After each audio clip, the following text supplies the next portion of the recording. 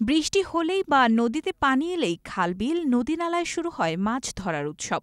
কিন্তু আধুনিকতার ছোঁয়া আর অবৈধ কারেন্ট জালের দৌরাত্ম্যে এখন আর তেমন চলে না গ্রাম বাংলার ঐতিহ্যবাহী বাঁশ বেত দিয়ে তৈরি চাই, পোলো, দারকি আর আন্তা।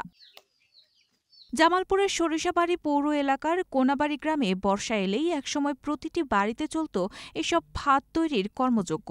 হাটবাজারে বিক্রি হতো নানা ডিজাইন আর আকারের চাই পোলো, যা দিয়ে সহজেই ধরা পড়ত দেশীয় প্রজাতির শৈল, শিং, কই, খৈলসা, পুঁটি আর চিংড়ি।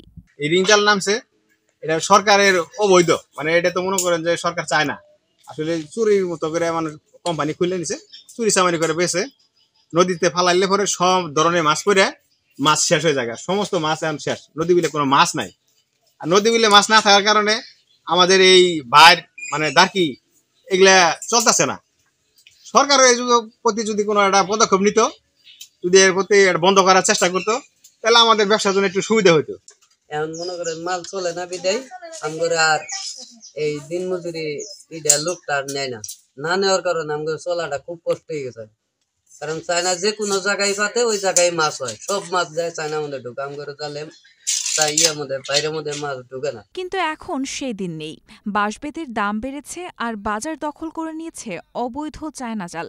এমনকি গভীর রাতে ব্যাটারি দিয়ে নদীর পানিতে কারেন্ট শক দিয়েও অবৈধভাবে মাছ ধরা হয়। যদি চায়না জালটা সরকার উঠাই দিত, তাহলে আমগর মনে করেন এই যে আঙ্গর এই জুয়ারের মানে ব্যবসাটা একটু এলা হইতো, ভালো হইতো।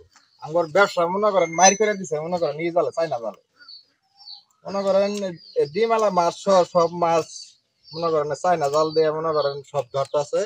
মনে করেন আমগর এই ধোয়ার দেয় মনে করেন এখন মানে বিক্রি হয় কম। দার্কির ব্যবসাটা অনেক নিমে গেছে, মনে করেন চায়না জাল নামাতে আমাদের অনেক কষ্ট হয়ে গেছে। আপনারা যদি দয়া করে পারেন এই চায়না জালটা বন্ধ করার জন্য, তাতে আমরা একটু সুখে দুধে ভাত খাইতে পারবো, এই ব্যবসাটা চালাইয়ে যেতে। তবে উপজেলা মৎস্য অফিস বলছে অবৈধ এই চায়না জাল বন্ধে তারা অভিযান চালাচ্ছেন নিয়মিত। সচেতনতা বাড়াতে করছেন মাঠ পর্যায়ের প্রচারও। আমরা চেষ্টা করছি, আমাদের যে লোকগুলো আছে আমরা অভিযান করছি এবং মোবাইল কোর্টও করেছি। আমরা লাস্টে দুটো মোবাইল কোর্টে 64টি জাল এবং 110টি চায়না জাল পুড়িয়েছি, সাথে কারেন্ট জালও পুড়িয়েছি আমরা কয়েকশো মিটার। তো অভিযান অব্যাহত আছে। কারিগরদের আক্ষেপ, অবৈধ চায়না জালের দাপটে হারিয়ে যাচ্ছে গ্রাম বাংলার শত বছরের মাছ ধরা ঐতিহ্য।